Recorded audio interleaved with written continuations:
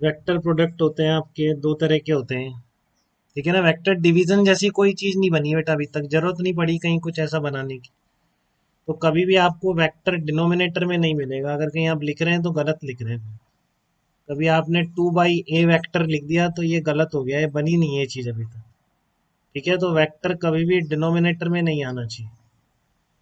तो vector product दो तरह का होता है, ध्यान से देखेंगे सब लोग। एक होता है आपके डॉट प्रोडक्ट,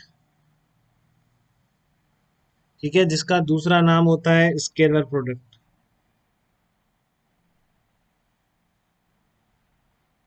और एक होता है आपके क्रॉस प्रोडक्ट और वेक्टर प्रोडक्ट।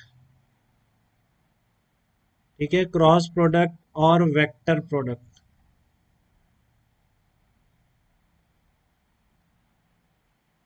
तो सबसे पहले डॉट प्रोडक्ट या स्केलर प्रोडक्ट इसको इसलिए बोलते हैं क्योंकि इसका जो रिजल्ट होगा वो स्केलर क्वांटिटी होगी। इसका नाम वेक्टर प्रोडक्ट इसलिए है क्योंकि जब किसी दो वेक्टर्स का वेक्टर प्रोडक्ट या ये क्रॉस प्रोडक्ट करते हैं, ठीक है ना, क्रॉस प्रोडक्ट करते हैं तो आपके लिए दो जो क्वांटिटी आती है वो वेक्टर क्वांटिटी आती है। तो वेक्टर प्रोडक्ट की जगह अपन को मल्टीप्लीकेशन ऑफ वेक्टर बोलना चाहिए क्योंकि इसका नाम भी वेक्टर प्रोडक्ट रख रखा है। ठीक है ना, तो आप इसको ऐसे कह सकते हैं, मल्टीप्लीकेशन ऑफ वेक्टर्स दो तरह का होता है। प्रोडक्ट मत बोलिए, इसको बोलिए मल्टीप्लीकेशन ऑफ वेक्टर दो तरह का होता है, एक डॉट प्रोडक्ट एक क्रॉस प्रोडक्ट। डॉट प्रोडक्ट का रिजल्ट स्केलर क्वांटिटी है इसलिए स्केलर प्रोडक्ट भी बोला जाता है। क्रॉस प्रोडक्ट का रिजल्ट एक वेक्टर क्वांटिटी है इसलिए उसको वेक्टर प्रोडक्ट भी बोला जाता है। तो मैं डॉट प्रोडक्ट बता रहा हूँ डेफिनेशन सबसे पहले आपको। डॉट प्रोडक्ट की डेफिनेशन मैं आपको बता रहा हूँ कि dot product of two vectors, dot product of two vectors a vector and b vector is defined as dot product of two vectors a vector and b vector is defined as a vector dot b vector, ये तो notation हो गया इसका, a vector dot b vector equal to mod of a mod of b into cos थीटा। ठीक है, तो ये आपका फिजिकल सिग्निफिकेंस अभी समझ में नहीं आएगा। एक बहुत छोटी सी क्वांटिटी अगर आपने सुनी हो तो वर्क होता है फोर्स और डिस्प्लेसमेंट का डॉट प्रोडक्ट। ठीक है, बट हुआ ऐसा कि ये क्वांटिटी बार बार आने लगी दो वेक्टर्स की तो फिर इसका एक नाम रख दिया डॉट प्रोडक्ट। ठीक है, फिजिक्स में बार बार आ रहा था mod of A B cos theta, mod of A mod of किसी भी दो कोई वेक्टर क्वांटिटीज थी जैसे कि F D cos theta, force displacement cos theta, बार बार आ रहा था ये। ठीक है, तो और भी कई जगह देखा गया इस तरह का कॉम्बिनेशन, यहाँ पर थीटा क्या था, फोर्स और डिस्प्लेसमेंट के बीच का एंगल था। तो इस क्वांटिटी का एक नाम रख दिया जिसको हम आज क्या बोल रहे हैं, डॉट प्रोडक्ट बोल रहे हैं बेटा। और कुछ नहीं है, और फिजिकल सिग्निफिकेंस कुछ भी नहीं है इसका।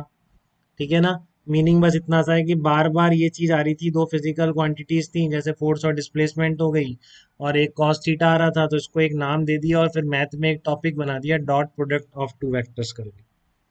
ठीक है, डेफिनेशन ये है कि दो प्रोडक्ट का डॉट प्रोडक्ट, दो वेक्टर्स के डॉट प्रोडक्ट का क्या मतलब है, A dot B equals to mod of A mod of B cos theta.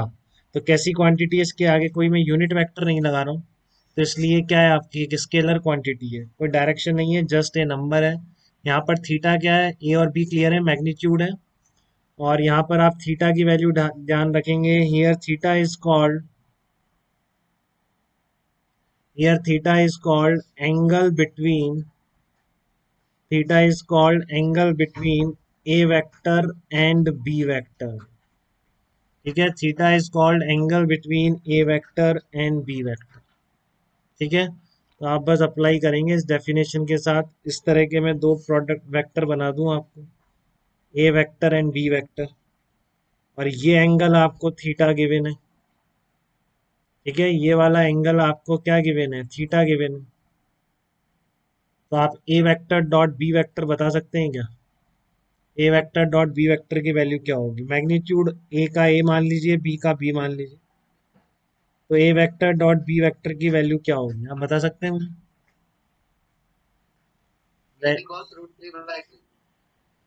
बहुत जल्दी बता दिया आपने, बहुत ही गलत भी बता दिया। कौन बता रहा है बेटा ये, पुष्कर नहीं अच्छा पुष्कर आप मत बताइए बेटा, अभी आपको वेक्टर पता ही नहीं। और कोई बताइए, और कौन बता रहा है पुष्कर के अलावा कोई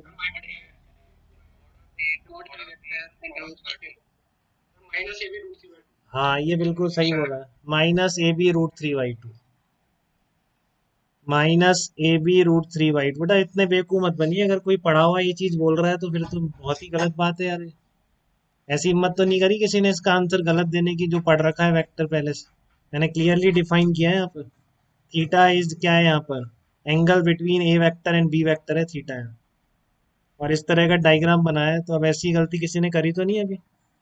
ए वेक्टर बी वेक्टर इसके बीच एंगल थीटा है, तो आपको लिखना है A dot B equal to magnitude of A magnitude of B cos of angle between A vector and B vector. कैसे निकालेंगे इसको? आगे बढ़ा के एक्सटेंड कर देंगे कि नहीं कर देंगे?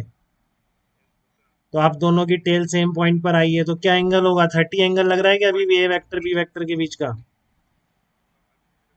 हाँ 150 डिग्री एंगल होगा। तो किसी ने गलती तो नहीं करी है? ऐसी करी है तो बता दे अभी, जिसने पढ़ रखा और फिर उसने बोला है।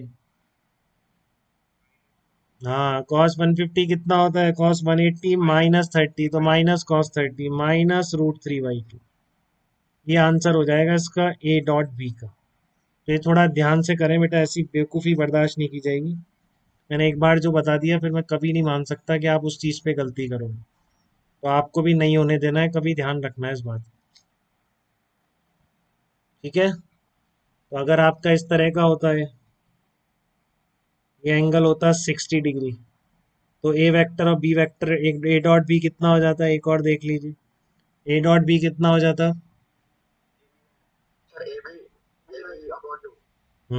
अब माइनस लगाने की गलती तो नहीं करी किसी ने? हाँ गुड सूर्यवंशी, AB/2 हो जाएगा।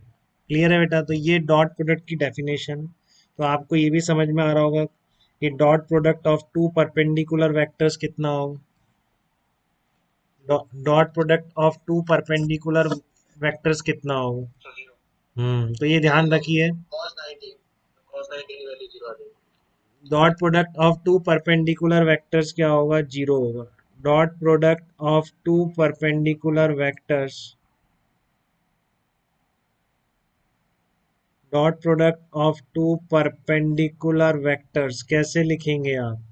ए डॉट बी, दोनों अगर परपेंडिकुलर हैं तो इनके बीच का एंगल कितना हो जाएगा? 90 डिग्री। तो इसका आंसर कितना हो जाएगा? जीरो। तो इसलिए फोर्स और डिस्प्लेसमेंट, एक एग्जांपल लेके चल रहे हैं आप, जस्ट ध्यान रखिए। वर्क जो होता है फिजिक्स में, फोर्स और डिस्प्लेसमेंट का डॉट प्रोडक्ट होता है। तो अगर फोर्स और डिस्प्लेसमेंट दोनों के बीच का एंगल 90 डिग्री हो गया, तो फिर उस केस में वर्क डन क्या हो जाएगा? उस फोर्स का जीरो हो जाएगा। ठीक है? यहाँ तक क्लियर है बेटा? किसी को भी कोई तकलीफ नहीं है इस पॉइंट तक डॉट प्रोडक्ट की डेफिनेशन में? इसके बाद प्रॉपर्टी